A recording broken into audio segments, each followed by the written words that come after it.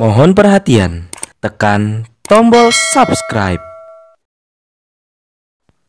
Terima kasih atas perhatiannya. Assalamualaikum warahmatullahi wabarakatuh. Saya Yadi Muhammad, driver online Depok. Saat saya membuat video ini, kasus PCR yang melibatkan Erick Thohir dan Luhut Binsar Panjaitan belum tersentuh hukum sama sekali dan jangan harap bakal di meja hijaukan. Paling tidak, kalau kita mendengar tausiah yang disampaikan oleh Dr. Abdullah Yahya Mahwa yang menjabat sebagai Ketua Majelis Syuro Partai Masyumi.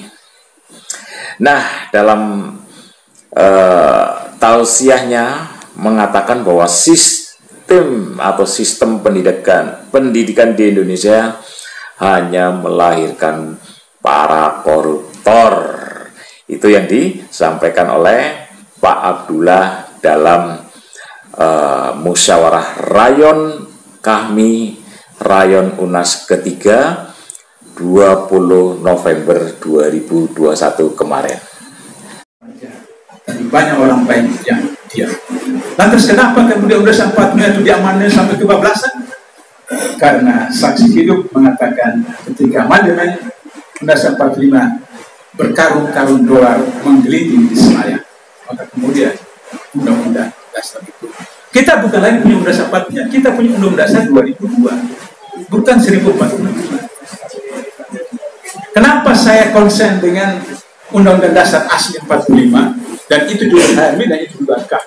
Karena panitia 9 itu disusun oleh 9 orang, yang 4 orang itu ulama. Haji Agus Salim, Wahid Hashim, Karmu Zakir, dan Adi Kusum. 4 orang ulama yang menyusun Undang-Undang 45 Pancasila. Karena itu adalah Undang-Undang Dasar 45 yang asli dan Pancasila ada refleksi atau bagaimana operasionalisasi Quran dan Sunnah di bumi Indonesia. Karena itu maka kami pertahankan Pancasila dan Undang-Undang 45, dan kemudian kalau sekarang tuntutan untuk mengamandemen Undang-Undang 45, bagi saya dengan teman-teman berpendapat kembali saja Undang-Undang 45 yang asli. Ada yang persoalkan, tapi Pak Abdullah nanti seperti Soeharto 32 tahun.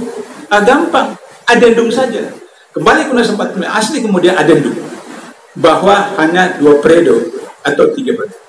Jujur saya katakan, dalam Islam batasan Halimah tidak ada batasan waktu. Abu Bakar 2,5 tahun meninggal, Umar 10 tahun, Utsman 15 tahun. Jadi dalam kepemimpinan Islam seperti imam sholat, dia sholat tiba-tiba baru 1 rakaat, dia kentut, maka dia harus keluar. Batal wudunya digantikan oleh orang yang di belakang maju ke depan menjadi imam. Begitulah kepemimpinan dalam Islam, tidak dibatasi batas jabatannya selama dia melaksanakan Quran dan Sunnah selama itu. Tapi kalau dia sudah batal, baru lantik 1 hari, baru lantik 1 minggu, apalagi sudah 7 tahun, daripada banyak kerugian dan seterusnya, ya mundur saja seperti itu. Terus untuk apa nanti M45 kamu bisa saja sidang 5 tahun, 7 tahun untuk melakukan evaluasi, melakukan peninjauan kepada program yang ada supaya terjadi asas kontinuitas, sehingga kemudian 2020, 2025, 2029, 2045 100 tahun Indonesia. Sekarang saya sampaikan obat untuk memberantas korupsi beberapa nilai. Pertama, kata Rasulullah,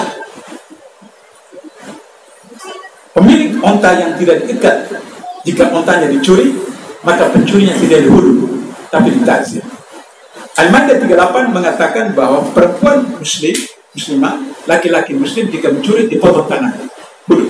Tapi dalam kasus ini Nabi tidak menyuruh dihulu orang itu, tapi ditazir. Tazir itu adalah putusan hakim. Kenapa? Karena orang itu dari rumah tidak berniat mencuri, tapi mungkin belum sarapan, bulan tua. Terus kemudian biasa kita lihat kalau bulan tua itu tanda-tanda lalu lintas itu di situ biasanya lewat atau ada papan termodel. Biasa seperti begitu. Itu saya pernah alami. Loh, biasanya bisa kok sekarang terbodel. Kemudian teman bilang, ini akhir bulan jadi. Nah, Jadi maka kemudian Nabi mengatakan tidak dipotong tangan, tapi ditazir berdasarkan putusan hakim. Apa motivasinya? Karena lapar, karena tidak punya apa, dan seterusnya. Maka untuk itu dari hadis ini lahirlah teori oleh seorang pakar korupsi Eropa mengatakan bahwa korupsi penyebabnya adalah niat dan kesempatan. Niat adalah dengan individu yang dibangun melalui pendidikan rumah, pendidikan sekolah, pendidikan masyarakat. Kesempatan adalah sistem yang diterapkan di keluarga, di masyarakat, bangsa, dan negara. Oke, jadi untuk menyelesaikan bangsa ini hanya dua saja kita perlu lakukan: memperbaiki sistem pendidikan nasional dan memperbaiki sistem pemerintahan, birokrasi, reformasi birokrasi. Waktu sedikit lagi. Pendidikan nasional. Pendidikan nasional gagal. Kalau saya harus katakan, saya jujur gagal. Kenapa? Terjadi krisis korupsi, krisis narkoba, krisis keluarga, krisis penegakan hukum. 4 krisis ini akibat sistem pendidikan nasional kita yang salah. Maksud saya sebutkan, 1.325 orang ditangkap KPK dari 2005 sampai sekarang, 86% sarjana. Saya ulangi, 1.325 orang yang ditangkap KPK dari 2005 sampai sekarang, 86% adalah sarjana. Dari sarjana itu ada S1, ada S2, ada S3, ada profesor, ada guru besar, bahkan ada hafiz Quran. Dan data-data kami menyebutkan mayoritas dari mereka adalah S2. Berarti secara statistik pendidikan nasional kita melahirkan. Kenapa? Karena kita kuliah bukan untuk pandai, tapi kita kuliah untuk lulus. Karena untuk lulus, cara apa saja kita tempuh. Kenapa harus lulus? Karena harus punya ijazah. Kenapa harus punya ijazah? Karena kalau kerja ditanya ijazahnya apa, satu selesai. Bukan ditanya apa kompetensi. Oleh karena itu maka salah orang bupati di Madura ditangkap oleh KPK beberapa tahun, 5 tahun lalu, kemudian ditanya, Bapak punya ijazah ini, ijazah palsu. Dia katakan, oh kalau begitu saya akan laporkan orang itu. Kenapa? Saya suruh beli yang asli, kenapa dibeli palsu? Ini bukan hoax, ini fakta di KPK. Mantan bupati di Madura itu dia bilang, saya suruh beli yang asli, kenapa dibeli yang palsu? Itu. Jadi kalau Bapak Ibu sekalian, kalau mau punya ijazah S1, gampang, ada 10 juta, datang ke Karang Surabaya. 10 juta bisa. Kalau punya S2 datang ke Pasar Senen, bayar sebelah sana. Itu 25 juta. Kan saya orang KPK. Jadi tahu data itu. Kemudian kalau untuk S3 sebelah sini, yang arah ke apa namanya, ke Keramat Raya itu dan sekian puluh juta. Seperti itu. Tapi ya seperti kasus Bupati apa namanya Madura itu akhirnya seperti itu. Jadi itu soal bagaimana persoalan tentang bagaimana agar supaya kita tidak korupsi ketika jadi mahasiswa atau dosen dan seterusnya. Yang kedua, krisis keluarga, krisis narkoba. Hari ini menurut BNN ada 3,5 juta pengguna narkoba. 3,5 juta, 500 ribu itu aktif. Apa itu? Yang ngidam, yang kalau tidak dapat satu hari bisa bunuh istrinya, bapaknya, ibunya untuk dapat duit untuk beli 500 ribu. Dan yang paling dasar hari ini data BNN, setiap hari ada 34 orang meninggal karena narkoba. 34 orang meninggal setiap hari karena narkoba. Dan Anda tahu siapa supplier yang paling terbesar dari narkoba di Indonesia? China. Jadi Bapak jangan heran marah kepada Presiden. Anda kalau dia berhubungan baik dengan China karena kepentingan itu seperti itu. Krisis keluarga. Data-data Kementerian Agama, setiap tahun 10% dari pernikahan bercerai. 10%. Dalam ilmu penelitian, tadi Bapak peneliti tadi, itu 10% itu tinggi sekali. Bagi peneliti. 10% dari pernikahan setiap tahun cerai. Dan 70% dari perceraian itu adalah gugatan cerai. Gugatan cerai artinya istri yang menggugat. Jadi Pak Tubuh Masak karena kasih mobil kepada istri cuma apa mobilnya itu? Innova. Mestinya Honda Accord, mestinya apa namanya? Alphard, mestinya Alphard atau Mercy. Nah, itu kesalahan Pak Tubuh Masak kasih mobil begitu. Kemudian uang jajan dikasih ke istri cuma satu hari 10 juta, kecil 10 juta, mestinya 50 juta satu hari. Shoppingnya cuma di Sarina, mestinya shoppingnya di Singapura, di Hong Kong. Maka kemudian gugatan cerai 70%, seperti itu. Kemudian penegakan hukum, krisis penegakan hukum. Sudah Novel Baswedan, Bapak Ibu tahu Novel Baswedan, sepupunya Anies Baswedan. Mata kanannya buta total, mata kiri tinggal 25%, sehingga dia pakai alat bantu. Orang yang menyiksa dia menjadi hukuman oleh hakim setahun dan setahun setengah. Apa alasan hakim dan jaksa? Karena orang itu tidak berniat untuk mencelakai Anies. Coba Bapak Ibu berpikir, tidak usah ijazah, SD saja. Dari rumah, datang sholat di masjid itu, ikut salat, sudah itu kemudian lempar air raksa kepada manusia. Itu tidak berniat. Jadi apa yang dibuat dari rumah bawa air raksa itu kemudian salat situ. Jadi tidak usah sarjana, anak SD pun juga paham seperti itu. Pertanyaannya, kenapa hanya setahun dan setahun setengah? Karena hakim tahu kalau dia jatuh hukuman 2 tahun ke atas, undang ke ASN harus dipecat. Padahal hakim tahu bahwa mereka bukan pelaku yang sebenarnya. Di masjid itu ada CCTV dan Novel tahu siapa. Sementara awal 2020 di Pekanbaru, seorang hakim menjatuhkan hukuman 4 tahun penjara bagi seorang pemuda yang membunuh seekor harimau. Coba bayangkan, harimau, tahu harimau? Dibunuh, pembunuhnya 4 tahun penjara. Orang yang membutakan Novel Baswedan total, mata kanan cacat total, mata kiri tinggal 30%, hanya setahun dan setahun setengah. Habib Bahar dituduh menganiaya seorang pemuda di Bogor situ, kemudian ditangkap, langsung dipenjarakan, dijatuhi hukuman 4 tahun setengah. HRS prokes, kemudian 50 juta barkes, sudah itu kemudian mengatakan saya dalam keadaan sehat saja, maka kemudian dijatuhi hukuman penjara 4 tahun penjara. Padahal itu hukum administrasi itu tidak dipidana, sanksi seperti itu. Kalau PNS demosi, tidak promosi dan seterusnya. Tapi itu terjadi. Sementara presiden Anda, menteri-menteri, pilkada dan segala macam itu menggunakan berkerumun sampai ribuan orang di NTT di Jogja, tidak apa-apa seperti itu. Saya tadi subuh sholat di masjid, dibagi masker karena saya tidak pakai masker. Orang itu semua pakai masker. Saya bilang, maaf Pak, saya tidak pakai masker. Kenapa Pak? Kan menurut sunnah ketika sholat hidung harus menyentuh di tempat sujud. Jadi kalau pakai masker maka melanggar sunnah, tidak menyentuh. Karena itu saya tidak pakai masker. Kedua, saya pernah belajar sains karena saya jurusan Paspal dulu, bahwa kita menghirup oksigen, melepaskan CO2. Coba Bapak Ibu bayangkan, kita menghirup oksigen, melepaskan CO2, melepaskan racun. Untuk beberapa jam kemudian kita hirup itu racun. Jadi kalau saya memberikan bimtek di DPRD, anggota DPRD atau itu, saya katakan kalau Anda pakai masker paling lambat setengah jam harus buka, karena Anda akan menghirup zat asam arang racun itu seperti itu.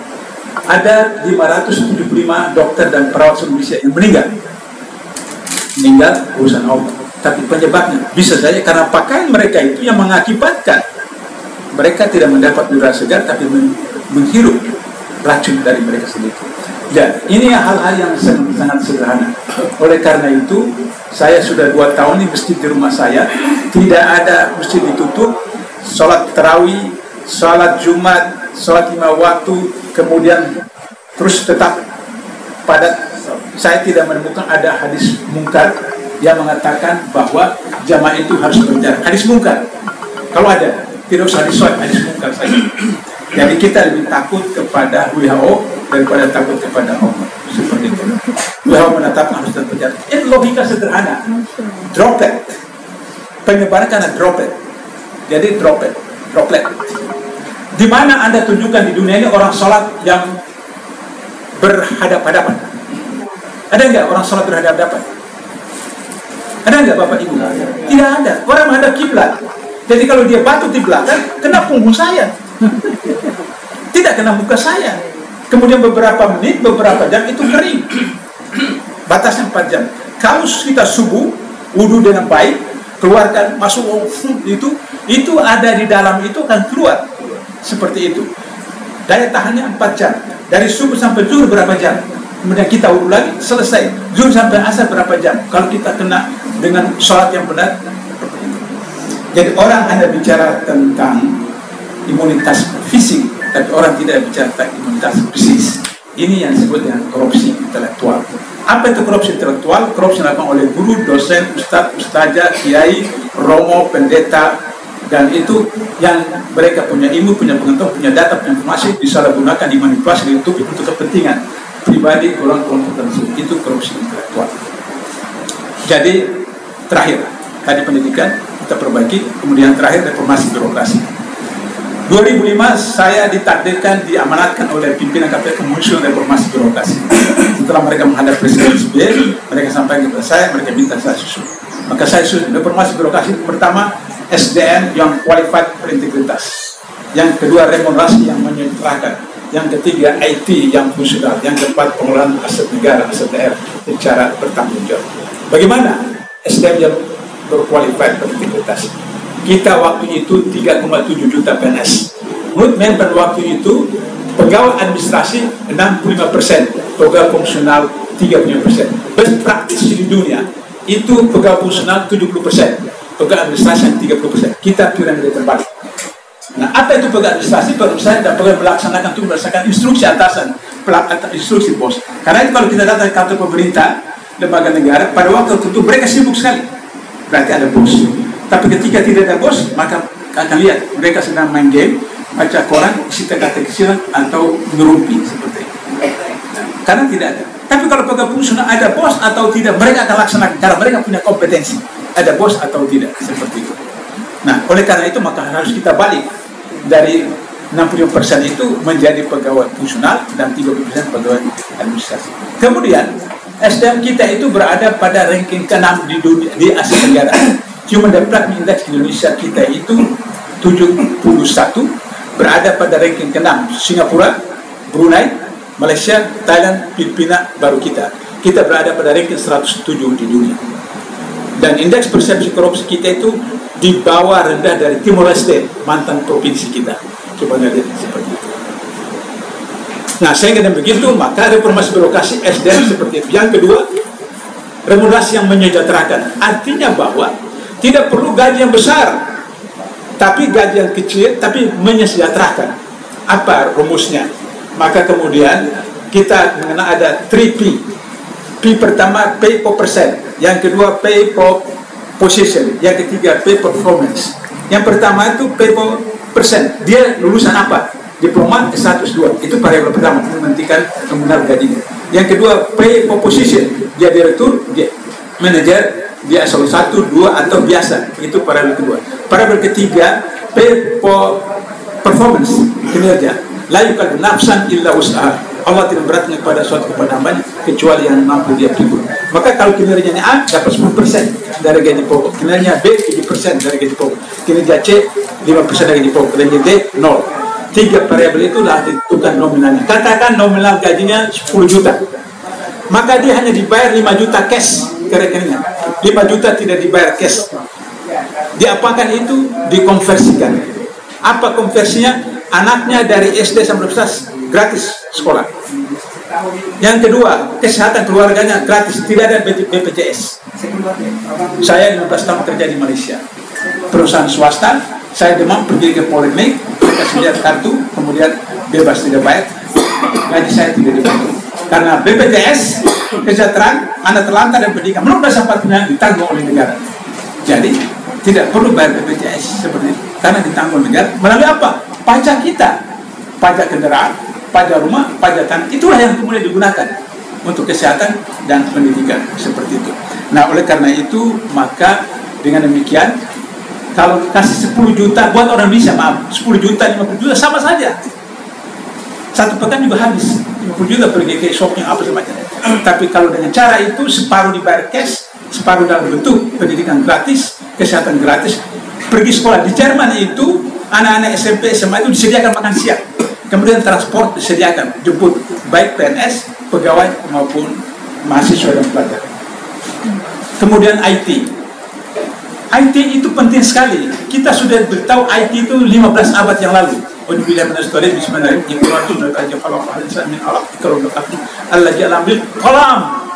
Allah mengajar manusia dengan perantaran kolam.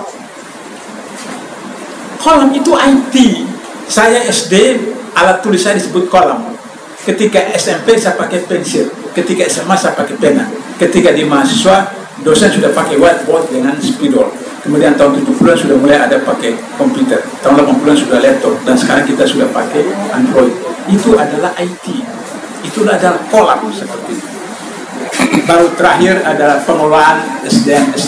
Saya sudah keliling seluruh Indonesia, tidak ada satu daerah yang tidak punya sesuatu. Bergantung kepada tingkat political will dan kreativitas dari DPRD dan Pemda untuk mengelola potensi alam itu. Sehingga demikian kita tidak perlu berhutang ke luar negeri, karena kita bisa mengelola sumber daya alam kita ada dengan kemampuan yang ada untuk bisa menjadi tingkat kesejahteraan. Itulah reformasi birokrasi yang harus dilakukan, dan itu bisa dilakukan di organisasi seperti kami, bisa dilakukan di organisasi partai politik, bisa dilakukan di keluarga dan sebagainya. Itu sama saja, tinggal disesuaikan dengan status dan kedudukan. Barangkali karena hari ini zuhur jam 12 kurang 15, jadi saya mau akhiri, dan kemudian jam 1 saya harus mengajar lagi online, jadi dua lagi. Jangan diborong. Borong amal boleh. Ya, karena saya selalu menolak untuk doa, karena nanti dikira nanti saya dikasih jatah menteri agama, saya nggak mau jadi menteri agama. Oke. Menurut sunnah, doa yang makbul itu ada doa sendiri-sendiri, dan saya hanya mengantar dengan doa umum yang ada dalam Al-Quran. Sehingga begitu kita ikuti sunnah Nabi. Nah, miris bukan begitu mendengar tausiah dari Dr. Abdullah H. Mahua mengenai kondisi pendidikan di Indonesia toh? Nah, ada yang lebih miris lagi, nanti kita sampaikan di part kedua. Nah, tunggu saja ya. Nah, kita sudahi dulu untuk yang part pertama ini. Saya Yadi Muhammad. Assalamualaikum warahmatullahi wabarakatuh.